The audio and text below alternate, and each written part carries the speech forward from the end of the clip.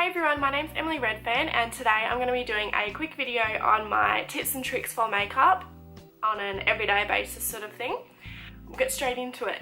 Number one tip for foundation is obviously colour matching. I colour match to my chest because usually if you colour match to your neck or your hand, it'll be too light and you don't match. Generally we get the most light on our chest, so that our chest can quite often be the darkest place, but I match to my chest. That's the way I've been taught, it's the way I've always done it, and I found that I always get a foundation that matches properly and I look all one colour.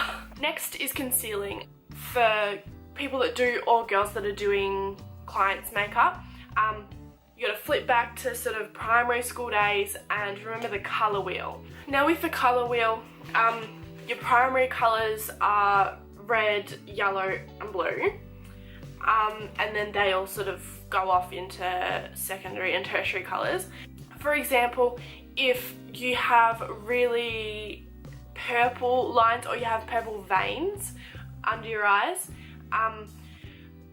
use a concealer that is either yellow or orange base. I tend to work on a lot of people that get blue and purple veins on their eyelids, and I always conceal with a orangey sort of concealer, usually an orange base, and then I just put a powder over the top. This is the concealing wheel that I use. So if I'm working on a client or someone that has quite blue or purple bags under their eyes, I'll use this sort of colour or this one here, the sort of yellowy orange ones, and I find that really helps to conceal their under eyes.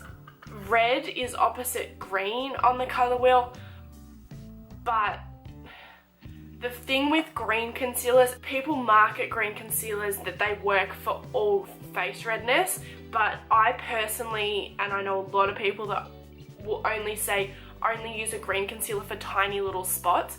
If you go and cake your face, like if you have a really red face, like I have a pretty naturally red face, or if you have something like rosacea or something like that, using a green concealer all over your face, it might cover the redness to begin with, but as your foundation starts to wear, you're going to look like the Grinch underneath and it's going to be really, really green.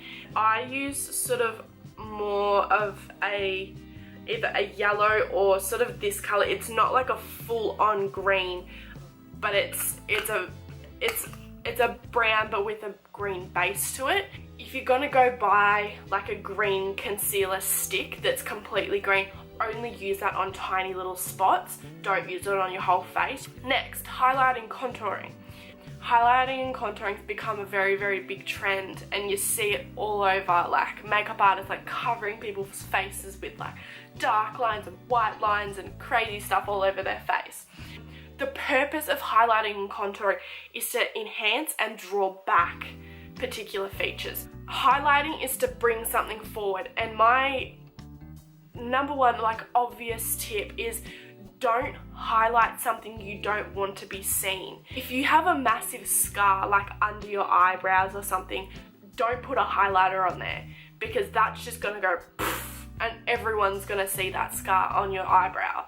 If you have acne scars on above your cheekbones, don't overly highlight, especially don't use shimmers. Using a shimmery highlighter will just make those scars pop. Like, it'll be so obvious that you have scarring there. So use more of a matte if you're going to highlight, but generally if you have lots of scars, highlighting's not like a big component of it. Eyeliner. I can't stress this enough. A big wing cat eyeliner does not suit everyone. It only suits a small percentage of people. I have been blessed with the right shaped eyes to pull off a wing liner. Thank you, mum. But for people that have smaller, rounder eyes, a wing liner just doesn't work. It's only going to make the person's eye look smaller. So keep in mind that if someone's doing your makeup, don't go, oh, I want a wing liner if you have really small, like deep set eyes, because it's not gonna work. Everyone suits a little bit of a flick at the sides, but not everyone can pull off like a massive wing liner. This is probably, in regards to lips, the number one thing I get asked. People always say to me, how do you keep lipstick off your teeth? Lipstick on your teeth is probably the most annoying thing you'll ever experience while you're out, especially if you're like at a formal or a wedding or something like that. The way I stop lipstick from going on my teeth is what I do is I take my finger and you just go, and you will get a line of lipstick around your finger, and then that takes out all of the lipstick from sort of inside your lips that come in contact with your teeth. Or this is best thing I ever learned in makeup class. If you're doing, say, makeup, you're going out for a night, you've got like a formal or something, and you're doing like a really like heavy, dark, smoky eye, the best way to do it is do your eyes first. I'm sure we've all experienced it.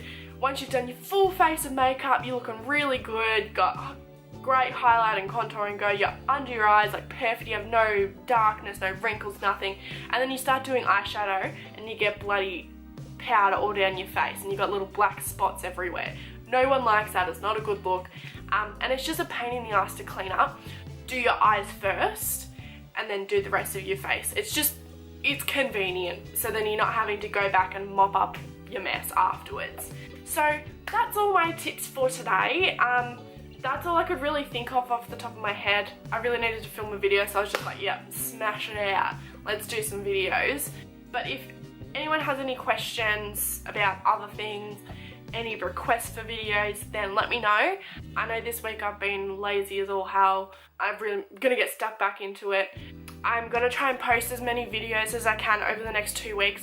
I'm going into hospital on the 16th of March, I think it is. So I probably won't be filming for a week or two because I'm gonna be feeling like absolute dickhole. But yeah, thanks for watching and I'll see you guys next time. Make sure you subscribe below. Above, below, yeah.